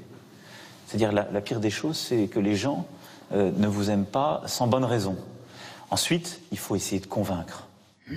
Ça se mérite d'être impopulaire, nous dit Emmanuel Macron. Il y a une forme de cynisme. Ça ne passe pas forcément auprès de l'opinion, ça, Jeanne Canini. Écoutez, on peut le voir comme étant une forme de cynisme. On peut le voir aussi comme étant une forme de courage politique, ne s'arrêtant pas, un président de la République ne s'arrêtant pas, effectivement, à l'état de l'opinion, dont on sait en plus particulièrement qu'elle est changeante, labile et volatile. Monsieur Emmanuel Macron disait face à Monsieur Delahousse qu'il faisait ce qu'il avait dit. Sauf que, contrairement par exemple aux ordonnances travail, la réforme du rail et surtout la suppression du statut des cheminots, il n'avait pas explicitement annoncé dans son programme. Il l'avait au détour d'un article ou d'une interview esquissé en parlant qu'il fallait changer les modes de mémoire, les modes de recrutement, les modes d'embauche des cheminots. Il n'avait pas annoncé explicitement et la réforme de la SNCF et surtout la suppression du statut des cheminots, premièrement. Deuxièmement, contrairement aux ordonnances travail et contrairement, on va dire, à la méthode revendiquée par Emmanuel Macron, par Édouard Philippe, c'est-à-dire la concertation en amont, là, moi, je ne sais pas si vous y comprenez quelque chose. Les ordonnances travail, il y avait eu de mémoire 200 ou peut-être 300 heures, enfin plusieurs centaines d'heures de négociations en amont entre Mme Pénicaud et les organisations syndicales. Là, on s'y perd entre les ordonnances, le projet de loi qui va être discuté, les négociations avec les partenaires sociaux, tout ça se passant plus ou moins en même temps, on s'y perd. Et troisième point, excusez-moi, d'un point de vue plus politique, ce que pouvait faire Emmanuel Macron en octobre avec, encore une fois, les ordonnances travail, qui pour moi doit être quand même une sorte de marqueur et dans l'esprit du gouvernement et dans l'opposition. Ces ordonnances travail arrivaient au bout de 3 mois, on va dire, de gouvernement, donc il y avait encore une sorte de dynamique de la présidentielle, une sorte de dynamique et de légitimité. Là, on est quand même au bout de 11 mois. La dynamique s'use un petit peu et surtout le gouvernement, à tort ou à raison, mais enfin je pense quand même que c'est suffisamment fondé, a pris une coloration de droite. Donc quand on s'attaque, je rappelle... Avec cette étiquette de président des riches qui lui colle à la peau, ça va être l'enjeu, effectivement. Là, il touche quand même à quelque chose d'un totem quand même social, on peut dire ce qu'on veut du statut des cheminots. Donc les choses ne sont pas tout à fait pareilles aujourd'hui et il y a, on va dire, 9 mois au moment des ordonnances travail. Et je pense que c'est ça dont est en train de prendre peut-être conscience Emmanuel Macron, d'où le fait qu'il veuille parler. Je ne dis pas qu'il parle trop, je dis que ça n'était pas à l'agenda du gouvernement, sa prise de parole. Et donc c'est ça qui me fait penser qu'il y a une sorte de fébrilité. Est-ce que le président peut encore prouver, convaincre les Français de la cohérence de toutes ces réformes qui sont menées, on le disait, au pas de charge ? Mais moi, je crois que ce qui est en train de se passer, c'est que Emmanuel Macron considérait depuis l'élection qu'il avait pleine et entière légitimité pour agir, puisque son mantra, c'est de dire on dit ce qu'on fait, on fait ce qu'on dit, c'était dans mon programme, donc j'ai été élu pour ça, et j'y vais, et je déroule mon programme, et j'y vais au pas de charge, parce qu'il faut aller vite, il a que 5 ans, quinquennat assez court, et on sait très bien que toute réforme met plusieurs années, non seulement à être traduite dans les lois, et ensuite à avoir des effets. Donc il veut aller le plus vite possible pour que dans 5 ans, il ait un vrai bilan qui soit visible, manifeste, incontestable. Ok. Le problème, c'est qu'il a pu le faire pour 2 raisons. C'est qu'au départ, cette campagne présidentielle a mis cul par-dessus tête tous les partis politiques dits classiques qui ont été balayés, qui étaient sous l'effet de la sidération et de la stupeur pendant un bon moment. Et deuxièmement, il avait, alors outre cette légitimité sortie des urnes, il avait surtout une France bienveillante, c'est-à-dire un certain nombre de gens qui se disaient, voilà quelqu'un qui est jeune, qui est nouveau, il en veut, il nous promet plein de choses, on va lui laisser le bénéfice du doute, on va regarder ce qu'il est capable de faire et pour voir si on suit ou pas. Et cette période-là, moi je pense que ce qu'on vit cette semaine, c'est la fin de cette période-là. C'est-à-dire que les partis eux-mêmes se sont progressivement réveillés, ils sont sortis de la stupeur dans laquelle ils étaient plongés, ils sont en train de se dire qu'il y a peut-être quelque chose à faire ou à jouer en disant mais non, en fait ce président, certes il a gagné la présidentielle, mais c'est plus un concours de circonstances qu'un choix délibéré, et on peut encore lui mettre des bâtons dans les roues. Et vous avez une partie de la population qui soit sort de l'attentisme, soit commence à douter. Et les deux sont en train de s'agréger, et c'est là qu'on sent qu'il se passe quelque chose qui pourrait monter. Florence Sénéqui, pourtant l'opposition peine à faire entendre sa voix aujourd'hui. Ça laisse quand même pas mal de champs libres à la majorité présidentielle, selon vous ? Bien sûr, c'est d'ailleurs une véritable chance d'Emmanuel Macron. Il est, comme dans la campagne présidentielle, apparu d'autant plus fort que les autres étaient faibles et déstabilisés. Et on voit bien aujourd'hui qu'il a une véritable chance sociale, si on peut appeler ça comme ça, et de son point de vue à lui, c'est que le front syndical, il est totalement désuni et qu'il n'arrive pas à mobiliser comme il pourrait mobiliser. Et ça, c'est en l'état une chance. On voit que les équipes de communicants de l'Élysée ont en tête l'idée que ça peut ne pas durer.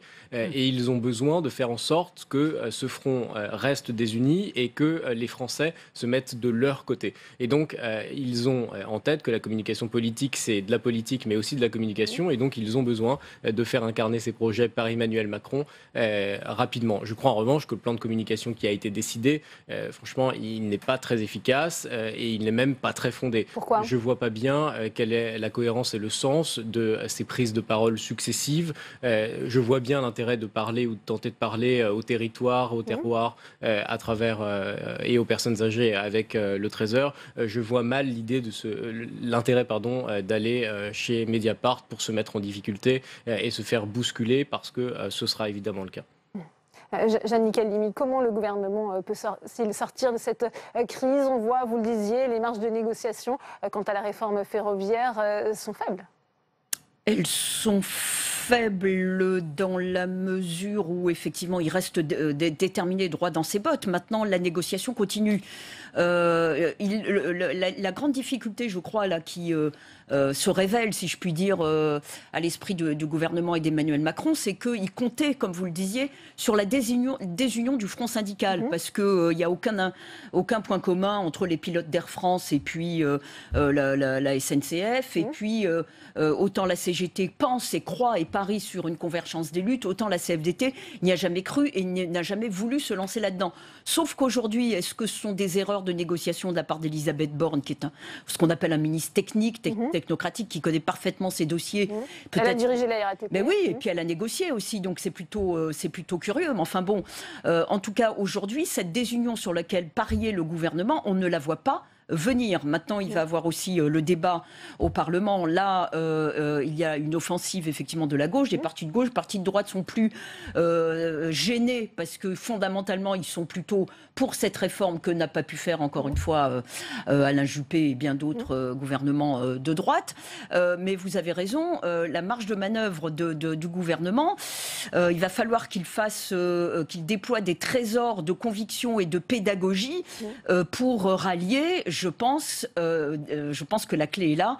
Un syndicat comme la CFDT ou comme l'UNSA. Ce n'est pas joué d'avance. Pour rebondir sur ce qui vient d'être dit, au fond, il y a un péché originel, c'est le manque de mise en scène de cette négociation dont on a tenté de communiquer dessus alors même que l'annonce des grèves était déjà faite. On a une ministre techno qui n'a pas su mettre en scène sa volonté de négocier, qui restait très ferme sur ses positions. Et on a un agenda caché qui est le fait que Emmanuel Macron, il ne veut pas aujourd'hui faire son bilan de cette première année. Et donc, il tente de faire en sorte de prendre la main sur l'agenda médiatique en insistant sur un sujet.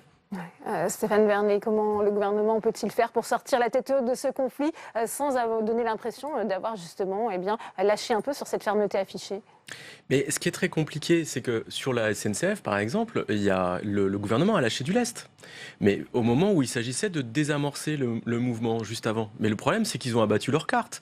C'est-à-dire que finalement, on touche pas... il y a la portabilité des droits en cas de transfert des cheminots vers d'autres entreprises, le calendrier d'ouverture à la concurrence qui est très étagé dans le temps. Enfin, ils ont déjà grillé toutes leurs cartes. Et en face, en fait, on est face à des syndicats ou des grévistes qui sont sur des postures en disant « mais nous, on veut pas toucher au statut d'entreprise, on veut pas toucher au statut de cheminot et on veut pas d'ouverture à la concurrence ». Sauf que c'est pas possible. Et donc, la négociation, elle est biaisée. Donc, on est sur quelque chose qui forcément est très dur et qui risque de durer longtemps. Et en fait, on est dans un rapport de force sur le mode « je te tiens, tu me tiens par la barbichette », c'est le premier qui craque qui perd, mais ça peut durer longtemps.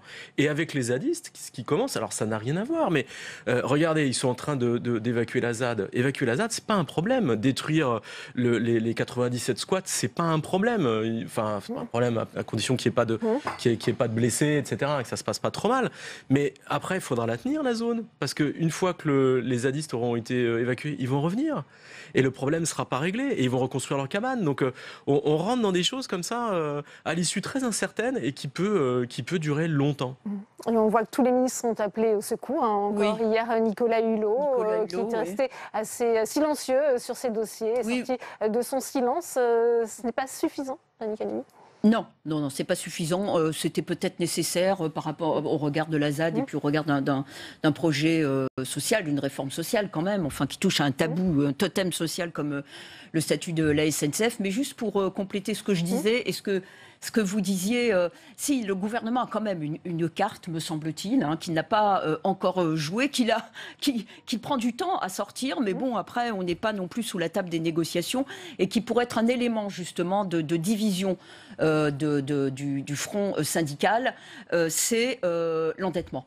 C'est-à-dire que, et ça le gouvernement l'a dit, et Édouard Philippe l'a dit déjà, hier encore dans nos colonnes aux Parisiens, mais il l'avait dit dès le début du lancement de la réforme, si les négociations avancent, nous allons faire des pas, des négociations aussi bien entre le gouvernement, mais aussi entre M. Pépi, le patron de la SNCF, et les syndicats. Donc c'est également une pression sur M. Pépi.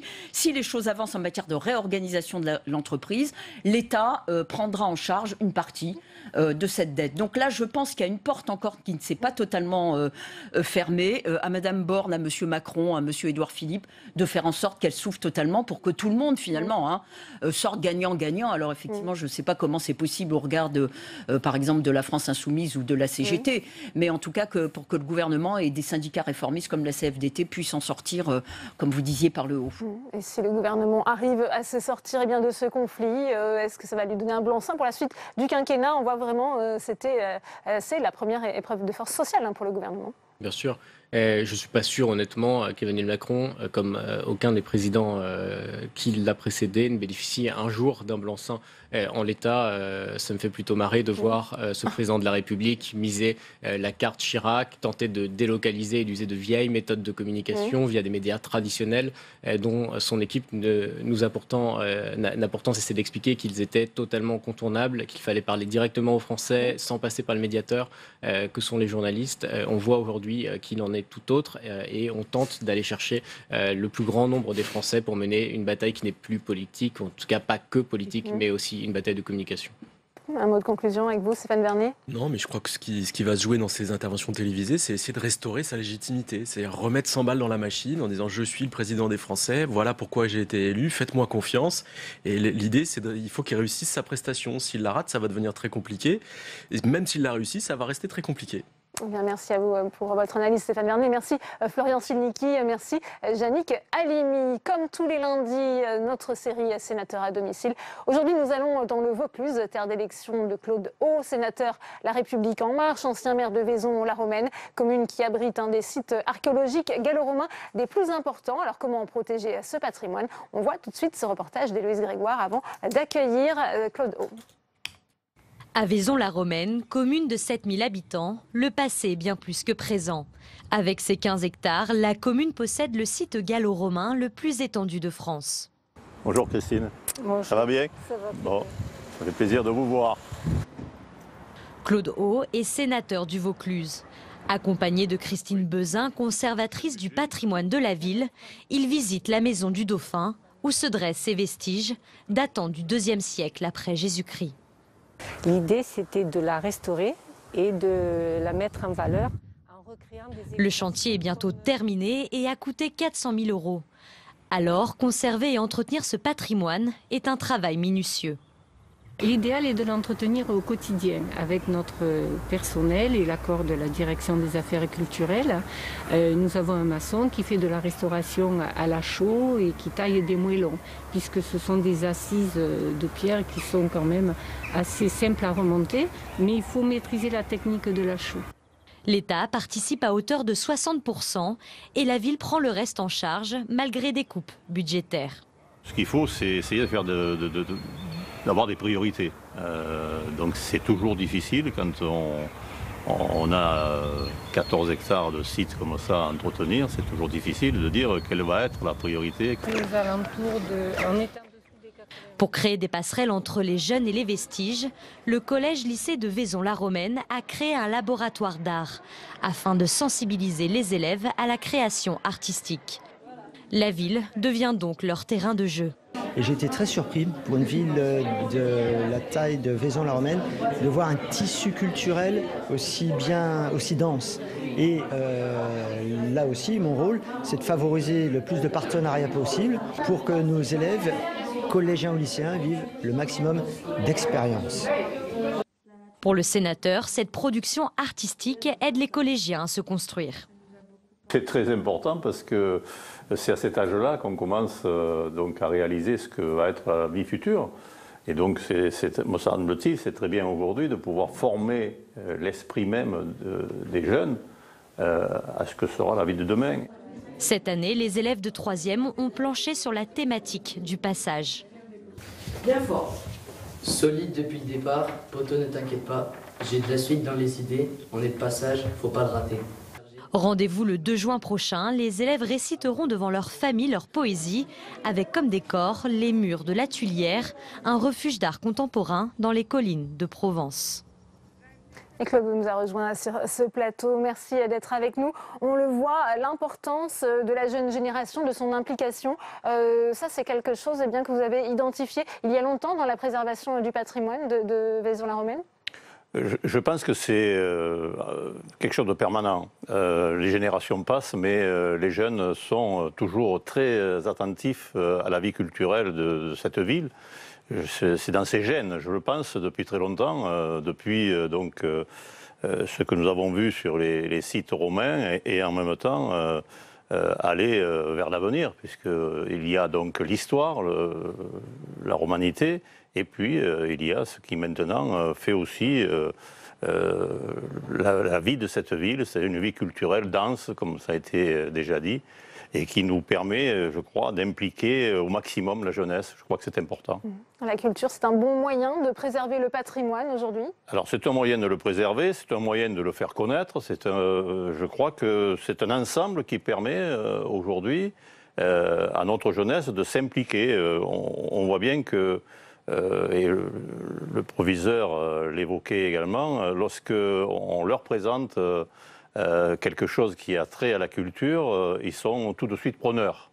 C'est-à-dire que c'est, je crois, pour eux, inné d'aller vers cette culture qu'au départ, ils ne connaissent pas, mais qui leur permet, je pense, d'acquérir un certain nombre après d'éléments de la vie qui sont importants pour eux.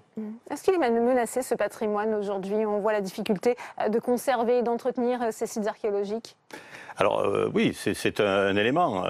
Ça a été évoqué, la superficie, par exemple, de ces sites archéologiques. 14 hectares de sites à entretenir, c'est énorme.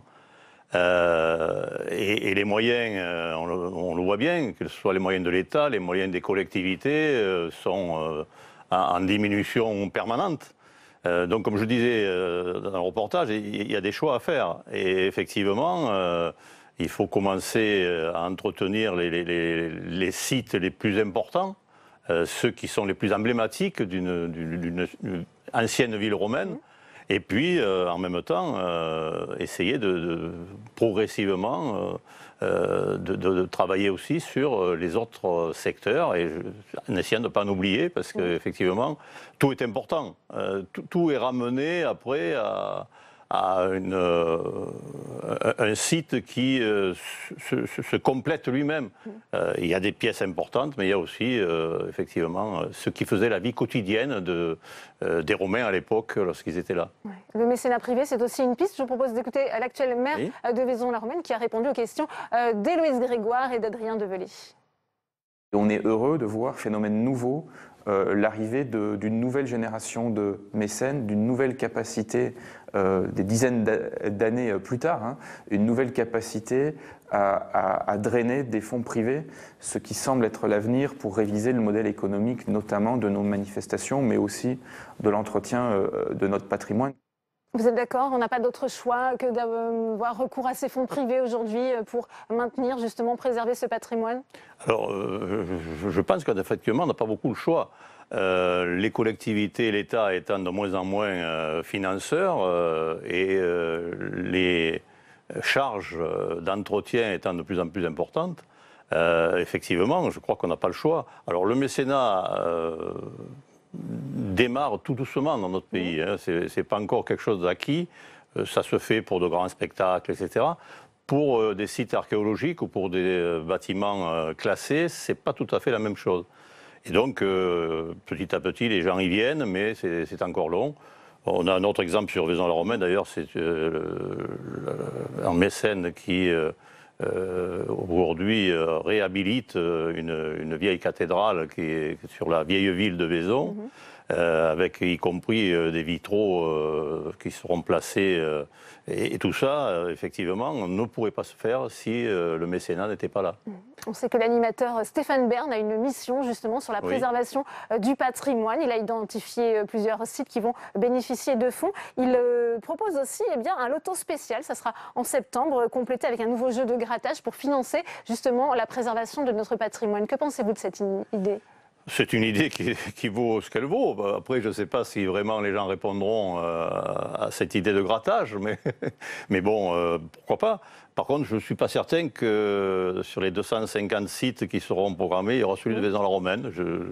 Si ce n'est pas le cas, je ne peux que le regretter. Oui. Mais sinon, pourquoi pas. Mais je pense qu'il y a d'autres formules aussi.